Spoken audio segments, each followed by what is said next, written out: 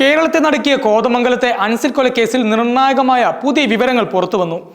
സാമ്പത്തിക തർക്കങ്ങളും പ്രതികാരവുമാണ് ഈ ദാരുണമായ കൊലപാതകത്തിലേക്ക് അദീനയെ നയിച്ചതെന്നാണ് പോലീസിന്റെ സമഗ്രമായ അന്വേഷണത്തിൽ ഇപ്പോൾ വ്യക്തമാകുന്നത്.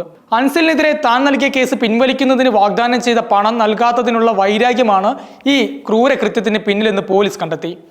കേവലം ഒരു വൈകാരിക പ്രകോപനത്തിന്റെ ഫലമായിരുന്നില്ല ഈ കൊലപാതകം, മറിച്ച് മാസങ്ങൾ നീണ്ട ആസൂത്രണത്തിന്റെ ഭാഗമായിരുന്നു ഇതെന്നും പോലീസ് ഉറപ്പിച്ചു പറയുന്നു. അൻസിലും അദീനയും തമ്മിൽ ദീർഘകാലമായി ഒരു ബന്ധം നിലനിന്നിരുന്നു. ഈ ബന്ധത്തിനിടെ തനിക്ക് ശാരീരികവും മാനസികവുമായ ഉപദ്രവങ്ങൾ നേരിട്ടുവെന്ന് ആരോപിച്ച് അദീന നേരത്തെ കോതമംഗലം പോലീസിൽ അൻസിലിനെതിരെ പരാതി നൽകിയിരുന്നു. ഈ പരാതിയുടെ അടിസ്ഥാനത്തിൽ പോലീസ് അൻസിലിനെതിരെ കേസെടുക്കുകയും ചെയ്തിരുന്നു. ഈ നിയമ നടപടികളിൽ നിന്ന് രക്ഷപ്പെടാനായി അൻസിൽ അദീനയോട് കേസ് പിൻവലിക്കാൻ ആവശ്യപ്പെടുകയും അതിന് പകരമായി ഗണ്യമായ തുക വാഗ്ദാനം ചെയ്യുകയും ചെയ്തു. കേസ് പിൻവലിച്ചാൽ പ്രശ്നങ്ങൾ അവസാനിക്കുമെന്നും താൻ സാമ്പത്തികമായി സഹായിക്കാമെന്നും അൻസിൽ അദീനയ്ക്ക് ഉറപ്പ് നൽകിയിരുന്നതായി അന്വേഷണത്തിൽ വ്യക്തമായിട്ടുണ്ട്. എന്നാൽ കേസ് പിൻവലിച്ചതിന് ശേഷം അൻസിൽ വാഗ്ദാനം ചെയ്ത പണം നൽകാൻ തയ്യാറായില്ല. ഇത് അദീനയെ കടുത്ത നിരാശയിലേക്കും ദേഷ്യത്തിലേക്കും തള്ളിവിട്ടു.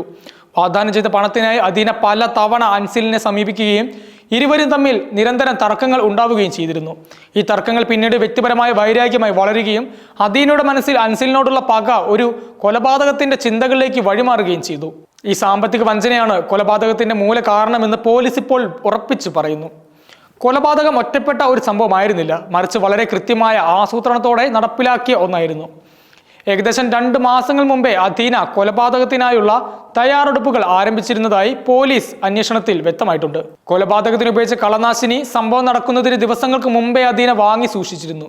ഇത് അദീനയുടെ ആദ്യ മൊഴികളെ പൂർണ്ണമായും നിഷേധിക്കുന്ന ഒന്നായിരുന്നു.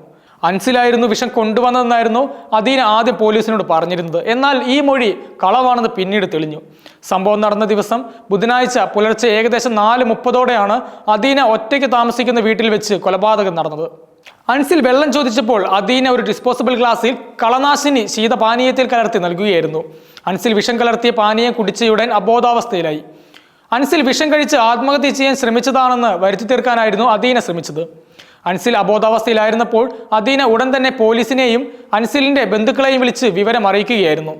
എന്നാൽ അവിടെയും അദീന താൻ നിരപരാധിയാണെന്ന് വരുത്തി തീർക്കാൻ ശ്രമിച്ചു. ഈ കേസിലെ അന്വേഷണത്തിൽ നിർണായകമായ വഴിത്തിരിവായത് അൻസിൽ ആശുപത്രിയിലേക്ക് പോകുമ്പോൾ ആംബുലൻസ് വെച്ച് നടത്തിയ വെളിപ്പെടുത്തലായിരുന്നു. അവൾ വിഷം നൽകി എന്നെ ചതിച്ചു എന്ന് അൻസിൽ ബോധം നഷ്ടപ്പെടുന്നതിന് തൊട്ട് മുമ്പ് പറഞ്ഞത് കേസിന്റെ ഗതി മാറ്റിമറിച്ചു.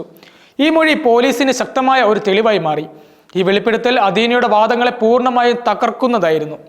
കൊലപാതകം നടന്നതിന് ശേഷം തെളിവുകൾ നശിപ്പിക്കാനും അദീന ശ്രമിച്ചിരുന്നു.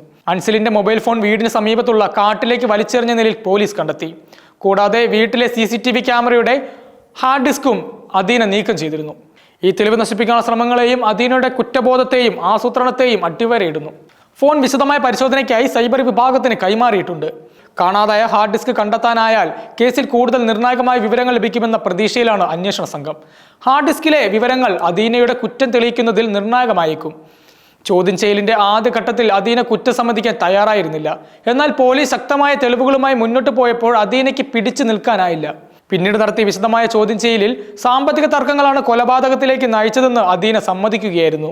അൻസിലിൽ നിന്ന് ലഭിക്കേണ്ടിയിരുന്ന പണം ലഭിക്കാതെ വന്നപ്പോൾ താൻ മാനസികമായി തളർന്നുപോയെന്നും അത് അൻസിലിനോടുള്ള കടുത്ത പകയായി മാറിയെന്നുമാണ് അദീന പോലീസിനോട് പറഞ്ഞത്.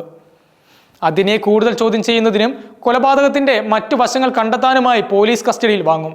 ഈ കൊലപാതകത്തിൽ മറ്റാർക്കെങ്കിലും പങ്കുണ്ടോ എന്നും കൊലപാതകത്തിന്റെ യഥാർത്ഥ കാരണം സാമ്പത്തിക തർക്കം മാത്രമാണ് എന്നും ഉൾപ്പെടെയുള്ള കാര്യങ്ങളിൽ വിശദമായ അന്വേഷണം നടക്കുകയാണ്. അദീനയുടെ മൊഴികളിൽ കൂടുതൽ വ്യക്തത വരുത്തുന്നതിനും സംഭവം നടന്ന ദിവസത്തെ എല്ലാ കാര്യങ്ങളും പുറത്തു കൊണ്ടുവരുന്നതിനും പോലീസ് ശ്രമിച്ചു വരികയാണ്. ഈ കേസിന്റെ ഓരോ ഘട്ടത്തിലും പുതിയ വിവരങ്ങൾ പുറത്തു വന്നുകൊണ്ടിരിക്കുന്നു. നീതി എത്രയും വേഗം നടപ്പിലാക്കുമെന്ന പ്രതീക്ഷയിലാണ് അൻസിലിന്റെ കുടുംബവും പൊതുസമൂഹവും.